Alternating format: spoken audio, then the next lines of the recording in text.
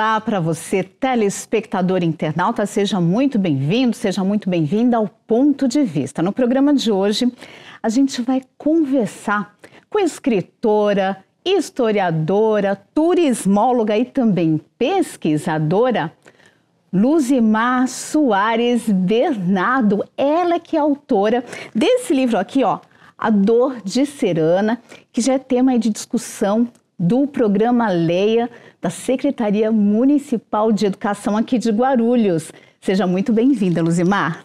Muito obrigada, é um prazer estar aqui com vocês. Obrigada pela apresentação do meu livro, que é parte da minha história, da história da minha mãe e, de certa maneira, da história de muitas mulheres, especialmente as mulheres nordestinas. Bom, esse livro ele foi escrito durante o período da pandemia, né? Em 2020, e eu queria que você falasse um pouquinho da história, né? Você está falando que ele conta e tem relatos sobre a sua mãe. Então diz pra gente, como que ele nasceu? A ideia de fazer esse livro nasceu? Então, em 2020, quando irrompeu a pandemia, eu sou comissária de voo e a gente teve todas as interrupções advindas da pandemia. Eu me pedi um afastamento da empresa, a empresa possibilitou que nós nos afastássemos, até porque não tinha voo, então eu pedi 3 meses de licença, fechei meu apartamento aqui em Guarulhos e fui morar com os meus pais em Itaquaquecetuba para cuidar deles. Eles têm uma cuidadora, pedi para os meus irmãos para a gente dar licença remunerada para ela, para que ela ficasse na casa dela se cuidando, e eu fiquei cuidando dos meus pais. E essa convivência cotidiana com eles, hoje meu pai está com 92, hoje em 2024 meu pai tem 92, a minha mãe vai fazer 86, então é só tirar 4 anos daí para a gente ver ter noção da idade que eles estavam naquele momento.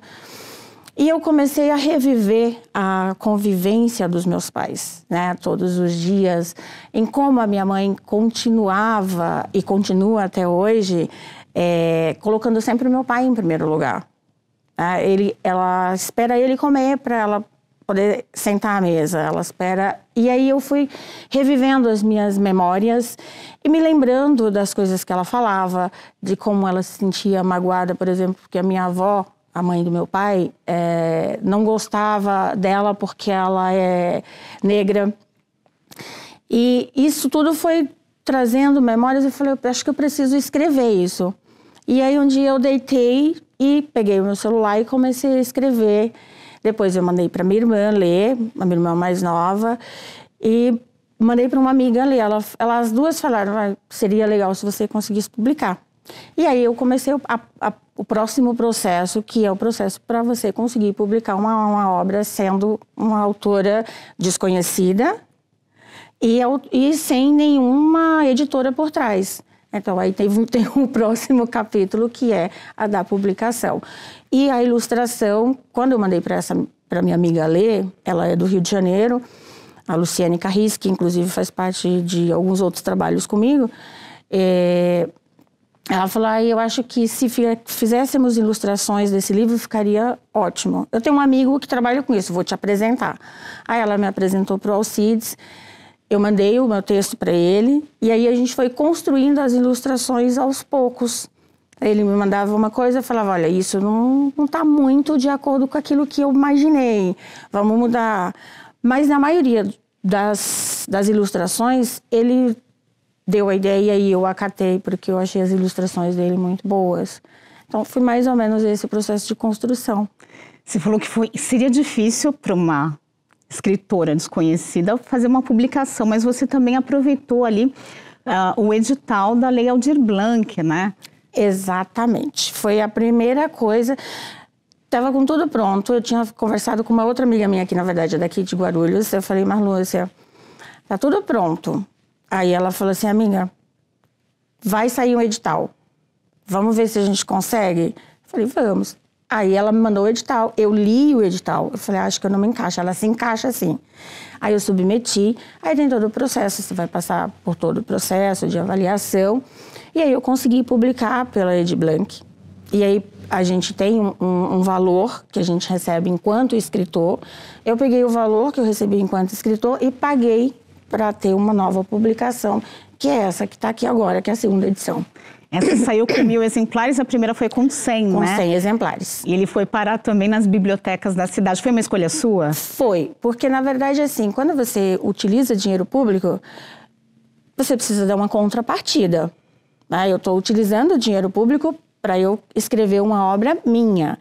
Então eu pensei, eu preciso dar uma contrapartida para a cidade.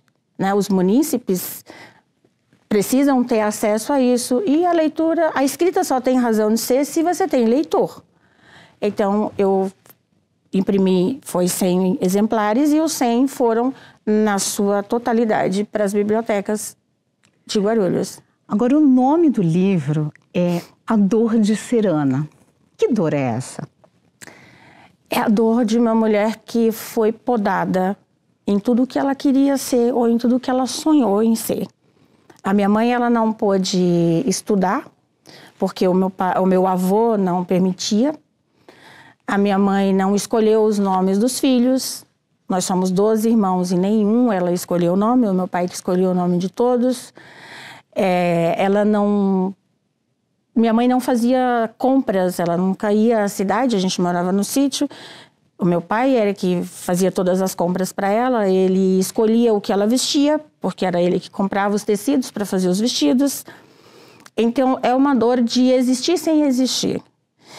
E esse nome, ele me foi suscitado, a dor, na verdade, ela sofreu um AVC no ano de 2018. E eu passei a noite no hospital com ela. Quando a gente foi fazer a transferência dela de um hospital para o outro, a enfermeira que estava acompanhando perguntou, dona Vicentina, o que a senhora sentiu? Aí ela falou assim, doeu um pouquinho. Aí ela falou, a enfermeira perguntou para ela, por que a senhora não falou nada? Ela virou e falou assim, e se falar resolve, vai passar?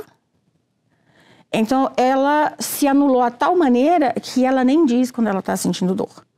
A dor que ela sente, é só ela que sente, ela não compartilha. Quando ela pede para ir no médico, a gente já sai correndo porque sabe que ela está muito mal. Ela nunca pede para ir no médico. Então... E o nome Ana? Ana veio de Clarice Lispector. Nesse período de 2020, eu entrei num clube de leitura e a gente lia contos. E uma das personagens de um dos contos é Ana. E aí, quando eu fui escrevendo, eu falei, bom, o nome da minha mãe é Vicentina. O nome dela, que ela tem muito orgulho, porque o pai dela chamava-se Vicente, então é como se ela fosse... Ela tem um pedaço do nome do pai. Mas eu achei que não ficaria poeticamente muito, bom por conta do tamanho mesmo. Eu falei, bom, acho que Ana vai se encaixar. E essa é uma personagem que ela começa a questionar a própria existência no conto. E quem está questionando a existência da minha mãe sou eu, então eu aproveitei o nome do conto que eu tinha acabado de ler e fiz uma licença poética. Só para a gente entender um pouquinho o contexto dessa mulher, né, que viveu a vida sem poder ter escolhas, né? Qual que era onde vocês moravam? Qual que era o tamanho da família? Então, nós somos do interior do Ceará. A minha mãe nasceu numa cidade, num sítio, que na época, que hoje já não existe. Onde a minha mãe nasceu foi alagado pela represa de Oroz, uma das represas do rio Jaguaribe, que é o açude de Oroz.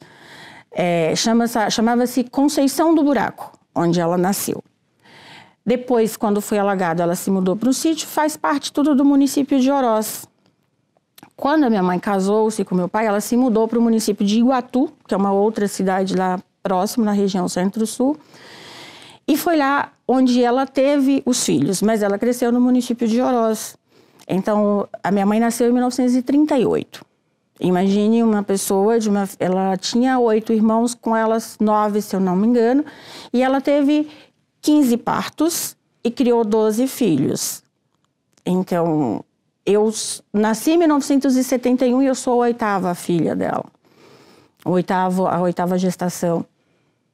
Então, era um período em que realmente as mulheres não tinham muitos direitos. Normalmente, quando se se escolhia uma filha para estudar. A minha mãe não foi a escolhida, então ela cresceu, nasceu, cresceu, viveu para servir os pais, depois para servir o marido, para servir os filhos, e a vida dela foi isso.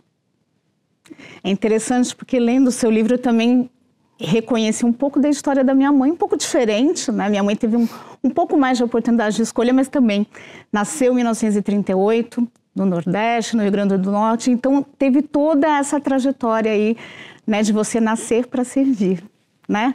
Então deve ser a história de muitas, milhares de brasileiras, de mulheres de outras partes do mundo, né? E é muito interessante porque o teu livro acabou virando tema de discussão, né? De um grupo aqui, um coletivo, Projeto Universo Coletivo, projeto de leitura do programa Leia, que é justamente um programa para capacitação de professores alfabetizadores. E olhando, né, para a história da sua mãe, né, uma mulher que não teve a chance de estudar, mas agora a história dela está sendo justamente base de discussão para quem forma estudantes, para quem alfabetiza esse nosso futuro, né? Como que foi para você entender, quer dizer, um livro que você escreveu ali, falando da sua intimidade, da intimidade da sua mãe, se transformar ali num livro que está sendo discutido agora por professores? Num primeiro momento, me pareceu um pouco assustador, no sentido de que, assim, eu cheguei nesse lugar e, na verdade, o lugar que eu estou caminhando hoje, ele é, ao mesmo tempo que é extremamente recompensador, ele é também um pouco assustador, no sentido de que a minha mãe não aprendeu a escrever o próprio nome. E eu transformei a história da vida dela em um lugar de pesquisa, porque a partir daí você pode, como você falou, parece com a história da sua mãe, parece com a história de muitas mulheres, especialmente mulheres nordestinas, que não tiveram a opção ou a oportunidade de estudar, de se formar. É muito bom e ela tem muito orgulho do livro dela. Eu dei um de presente para ela e toda vez que chega alguém na casa dela, ela pede para ler o livro dela. O livro é dela. E agora eu mandei fazer uma xícara com a ilustração dessa capa e levei para ela e ela ficou muito feliz. Então é muito bom saber que a dor dela serve de alicerce para que outras mulheres não tenham essa dor.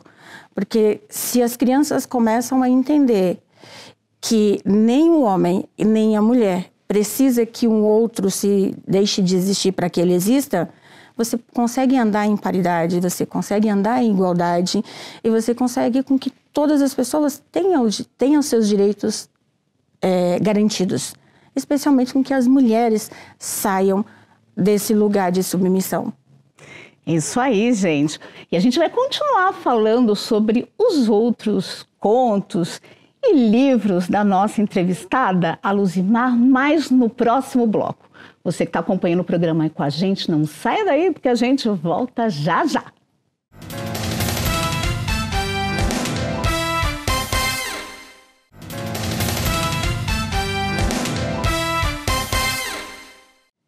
De volta com o Ponto de Vista, eu estou entrevistando a historiadora, escritora, turismóloga e pesquisadora Luzimar Soares Bernardo. Luzimar, a gente falou só sobre um dos seus livros, né? Um livro que você escreveu durante a pandemia. E você estava comentando com a gente que nasceu em Iguatu, lá no Ceará. Uhum. Mas mora hoje aqui em Guarulhos. A gente gostaria de saber como que você chegou aqui na cidade. Qual que é a história que está por trás aí dessa vinda? Em São Paulo eu cheguei em 1989. Meus irmãos já moravam aqui. Eu vim para cá em busca de trabalho, né? Como a gente sabe, naquele período era um período bastante difícil de trabalho no Nordeste. Em Guarulhos eu vim em 2000, no final de 2000, no ano de 2000. Eu trabalhava aqui em Guarulhos e morava em São Paulo e o deslocamento é muito cansativo. E aí eu resolvi vir para Guarulhos. Eu moro basicamente no mesmo lugar desde então, no mesmo lugar de bairro. eu me mudei de casa, mas eu comecei a morar aqui na Vila Fátima, depois eu fui morar nos Pimentas, depois eu voltei e agora eu estou aqui no Jardim Bom Clima. E foi aqui em Guarulhos que eu resolvi fazer minha faculdade. Em 2005, eu entrei para a universidade e aí eu comecei realmente a viver a cidade. Eu fui fazer o curso de turismo e aí a cidade de Guarulhos realmente passou a fazer parte da minha vida enquanto um lugar de viver, de conhecer, de acompanhar o crescimento e o desenvolvimento da cidade. Tanto que, como trabalho de conclusão de curso, né, de turismo, você fez ali um plano de marketing para a cidade junto com as suas colegas ali de faculdade. Eu queria que você falasse um pouquinho do que vocês propuseram, né? Em que ano que isso aconteceu também? A nossa criação foi em 2009. Fui eu, a Carolina Camargo e a Daiane Flauzino. A gente, na verdade, nós começamos a estudar numa outra universidade e por razões distintas nós acabamos mudando para a Universidade de Guarulhos e nos formamos lá. E aí a nossa proposta, a gente trabalhava já na área do turismo e a gente percebeu que a divulgação de Guarulhos é muito pequena. Inclusive as pessoas que trabalham no trade turístico, eles falam sempre, você quer fazer alguma coisa, vai para São Paulo, em Guarulhos não tem nada para fazer. Mas em Guarulhos tem muita coisa para fazer. E é por isso que eu falei que eu realmente comecei a viver a cidade, né? Comecei a descobrir as coisas. E aí eu vi a quantidade de parques que a gente tem para quem gosta de coisas naturais. Eu vi a quantidade de restaurantes que a gente tem. E aí nós fomos fazendo esse levantamento e descobrindo e a gente foi para a rua fazer pesquisa com as pessoas. A gente entrevistou na época quem estava no convention para saber sobre os planos de marketing e não tinha. Então a gente fez e deixou na universidade uma proposta de um plano de marketing para que a cidade seja vendida literalmente no sentido de atrair as pessoas como uma cidade que tem coisas para você fazer aqui. Que o turista pode ficar aqui, que ele tem bons restaurantes, que ele tem boas casas noturnas, que ele tem parques, que ele tem shoppings. Ele não precisa ir para São Paulo. Aqui a gente pode segurar o turista, aproveitando que a gente tem o aeroporto de Guarulhos. Então, não é só lugar de passagem. É lugar para ficar também, né? Exatamente. Para aproveitar. Agora, você não parou, né? Nos seus estudos sobre turismo, você avançou ali, fez mestrado, né? Em História Social. Inclusive, a sua pesquisa de mestrado gerou esse livro aqui, né? Nas Ondas do Mar Carioca. E eu fiquei super curiosa para entender o porquê, né? O que chamou a tua atenção para pesquisar a história e as memórias ali dos pescadores de Copacabana. Conta pra gente, né? Como que você chegou nesse tema? Então, o tema ele não era este. No início da minha pesquisa, eu queria trabalhar a questão dos detritos deixados pelos turistas nas praias urbanas. E aí, quando eu submeti meu projeto na PUC de São Paulo, ele foi aprovado, porque o lixo sempre me incomodou. Os detritos deixados depois, no final do dia, nas praias, sempre me incomodou. E aí, quando eu fui, na minha primeira reunião com a minha orientadora, ela falou assim, Luzimar, o que mais tem em Copacabana? E aí eu comecei a falar para ela, porque eu já frequentava Copacabana, porque eu queria estudar Copacabana. Quando eu falei dos pescadores, ela falou assim, você tem o melhor tema que você poderia ter, os pescadores. E aí a gente começou a desenvolver a pesquisa em cima da colônia de pescadores, que inclusive eu continuo com essa pesquisa. Eu estou agora no doutorado aqui na USP Leste, no Programa de Mudança Social e Participação Política, e eu continuo trabalhando no mesmo tema, só que agora numa outra visão, que é a disputa territorial entre esses trabalhadores e os demais trabalhadores daquele espaço, que são os pescadores ambulantes, os pescadores, os vendedores ambulantes, os trabalhadores dos esportes e os turistas. Então, hoje eu trabalho esses outros atores junto com os pescadores no mesmo espaço físico. Só um parêntese aí, porque isso também é uma coisa que chama atenção para quem vai para Copacabana. A existência, eles conseguem, né, esses pescadores conseguem ainda sobreviver, pescadores artesanais, como que eles conseguem lidar, eles sobreviver no meio de uma cidade tão turística, uma metrópole ali, eles continuam fazendo uma atividade já, enfim, eu acho que há muitos séculos, né? Então, a presença do pescador naquele espaço ali, ela é anterior à chegada da cidade a Copacabana. O Rio de Janeiro, ele não se ligava a Copacabana por terra, né? Por terra que eu digo, uma linha reta. Você tinha que subir o morro e descer, ou você ia pelo mar para chegar em Copacabana. Quando as pessoas começaram a utilizar o mar como lugar para fazer terapia para a saúde e perceberam que aquele areal podia ser um lugar interessante, foi quando foi aberto o primeiro túnel para lá, o Alaô Prats, que data ainda do final do século XIX, né, a abertura dele. E aí a cidade chegou e os pescadores foram sendo retirados dali, porque o bairro começou a ficar um bairro caro, e restou para eles o espaço de pesca. Então, nenhum pescador mais mora ali. Na verdade, hoje tem um único pescador que ele é de Copacabana, ele nasceu, cresceu e ele continua vivendo em Copacabana, mas os demais nenhum moram mais ali. Então, eles foram expulsos enquanto moradores, mas continuaram enquanto trabalhadores, e eles têm um espaço cedido pela Secretaria, pela SPU, para eles trabalharem. Eles têm um termo de posse que eles podem utilizar aquele espaço para trabalho. Nossa, super interessante. Bom, mas você não parou por aí, né? Esse não foi o primeiro livro. O primeiro livro que você escreveu foi Recortes do Feminino, que é esse livro aqui. E que ele trata também, né? Você já escreveu sobre uma mulher que é sua mãe, mas isso em 2020. E eu queria saber qual que é o recorte feminino que você coloca nesse livro, né? Que é um capítulo de um livro que foi escrito por outros autores também, né? Sim, esse é um livro que ele foi escrito, na verdade, em várias mãos. A organização é da professora Andréa Casanova Maia, que ela é professora da Universidade Federal do Rio de Janeiro. E aí ela me convidou para escrever um capítulo sobre mulheres. Como eu já falei, sou comissária de voo, e aí eu comecei, algumas coisas sempre me inquietaram na minha profissão, né? Uma delas é como a gente é vista. E aí eu fui fazer pesquisas e o tema do meu capítulo nesse livro é a objetificação do corpo feminino na profissão de comissária de voo. Porque muitas vezes, hoje menos, mas anteriormente é como se a gente fizesse parte da passagem.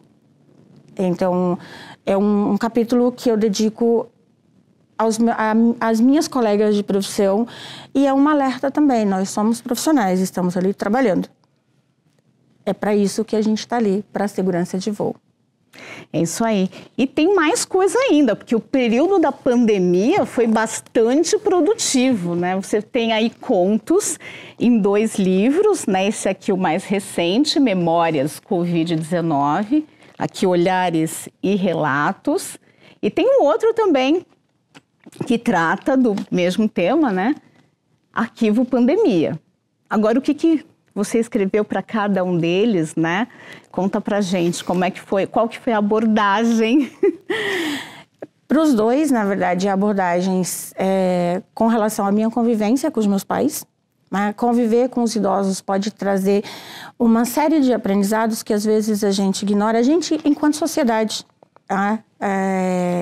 Tem uma autora que é a Ecléa Bose, que inclusive eu uso ela para escrever como referência nesses 2 escritos, que ela fala da importância da gente tratar da memória dos velhos. E o livro dela é Memória de Velhos, porque a gente, muitas vezes, a sociedade esquece que a gente tem muito a aprender. Então, os 2 são sobre aquele momento que eu estava vivendo, o quanto que eu aprendi voltando a conviver com os meus pais na idade que eles estavam. Então, os 2 eu submeti, era um projeto, um da UFMG, da Universidade Federal de Minas O outro da Unicamp. E eu submeti lá em 2020, eu escrevi, todos os dias, no final do dia, eu escrevia alguma coisa. E aí, parte deles, né? Um virou o livro, o outro foram capítulos desse livro, os contos aqui, sobre esse período, sobre a memória dos idosos, sobre como lidar e como aprender com eles. E eu acho que é basicamente isso. Você falou até que num dos contos você fala um pouco da experiência da sua mãe de interação com seus irmãos ali por meio de uma reunião virtual, né? O quanto que ela queria tocar e não tinha como. Exatamente. A gente, naquele primeiro momento que a gente não sabia o que ia acontecer, a gente acordou que a cuidadora deles ficasse em casa, eu fiquei lá com eles e os meus irmãos não iriam visitá-los num primeiro momento até que nós nos entendêssemos naquele espaço temporal. E aí eu percebi que eles ficavam muito tristes dos filhos não irem visitá-los. Aí eu criei a sala de reunião virtual, coloquei eles na frente do computador. E aí cada vez que aparecia o rosto de um, a minha mãe queria tocar a tela. Aí ela falava, olha, a fulana, ó, o fulano.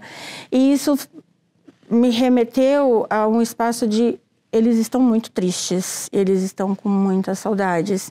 E aí a gente transformou isso numa cotidianidade, na verdade, semanalmente, né? Então virou cotidiano nos sábados. Todo sábado a gente fazia uma reunião para eles verem os filhos do período que eu estava lá. Dia de encontro, né? E olha, gente, além de escrever tudo isso, ela tem tempo ainda, não? Ou pelo menos estava com muito mais tempo, para fazer um blog e também um podcast. O podcast é o Sarau Casa Azul e tem também o blog Box Digital de Humanidades, né? Você tem esses dois projetos junto com a Luciane Carris, né? Conta pra gente o que levou vocês duas a pensarem, elaborarem esses dois meios de comunicação e divulgação. O podcast, na verdade, ele nasceu em 2020 mesmo. O Box Digital de Humanidades, que é o nosso blog, ele nasceu em 2021. Lá em 2020, a gente começou a sentir necessidade de trazer a academia para o público. Então, como que a gente faria isso? A gente tentou montar com mais gente, era para ser 6 pessoas o projeto, não deu certo. E a minha amiga, antes da pandemia, ela recebia lá no Rio de Janeiro, na casa dela, pessoas para fazer sarau literário. E aí a pandemia chegou, o sarau literário acabou, a casa dela é azul, e aí a gente criou o sarau da Casa Azul e foi convidando pessoas para entrevistar, e hoje está disponível em todos os canais, né, de podcast. E a gente agora está com bem menos tempo, porque a gente voltou à nossa vida normal de trabalho, e a gente está com um pouco menos tempo de entrevistar, então faz um tempinho já que a gente não entrevista ninguém. Mas está disponível, todo mundo pode acessar. E o Box Digital de Humanidades, que é o nosso blog, nós começamos em 2021, éramos 3, depois nós viramos 4, e aí um dos nossos colegas saiu, hoje nós estamos em 3 de novo, a gente continua produzindo. O intento no início era publicar a cada 15 dias, hoje a gente já não está mais dando conta de todo mundo publicar a cada 15 dias, mas pelo menos 2 textos por mês a gente publica, não mais na data certa como era antes, que era dia 1 e dia 15. A gente traz convidados, pessoas que queiram escrever, são textos pequenos, de até 1000 palavras. E a gente trata de temas distintos, de história, cultura, artes de maneira geral. Então, se alguém quiser escrever, está convidado, tá só acessar o nosso site. A gente aceita a contribuição externa. E tanto o Box quanto o Sarau, os nossos 2 projetos, nós temos o selo de saberes históricos, que é dado pela AMPU, que é a Associação Brasileira dos Historiadores, dos Professores de História. Bom, depois de tanta coisa feita nos últimos anos, tem alguma coisa em planejamento? Então, agora eu tenho 3 capítulos de livros que vão sair. Estão ainda em avaliação, porque quando você escreve, vai para a editora, tem todo o processo. Um deles é um presente que a gente está fazendo para um professor amigo nosso, então sobre esse não dá para falar. O outro eu estou escrevendo sobre 1964, aproveitando a efeméride esse ano. E o outro é o meu... Porque em 2019, na verdade, eu entrei na universidade de novo como graduanda e fiz o curso de História. E o resultado do meu TCC, que eu pesquisei sobre a presença feminina na cabine de comando, sobre as mulheres pilotas, vai fazer parte de um livro que vai ser publicado pela universidade onde eu fiz o meu curso, que é uma universidade lá de Curitiba. De 1964, você está falando do golpe militar, é isso? Isso. Muita coisa, então, para sair. Gente do céu, assunto é o que não falta. E a gente agradece você, porque o nosso tempo, infelizmente, já acabou. Muita coisa para falar. Obrigada por ter participado aí do Ponto de Vista. Eu que agradeço o convite. Foi uma honra estar aqui com você hoje. Muito obrigada pela leveza de conduzir a nossa conversa.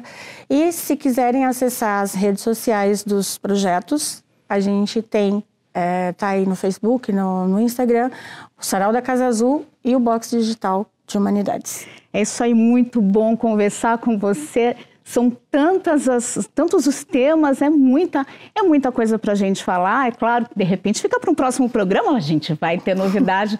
Eu agradeço você também, telespectador, internauta, que ficou com a gente até agora.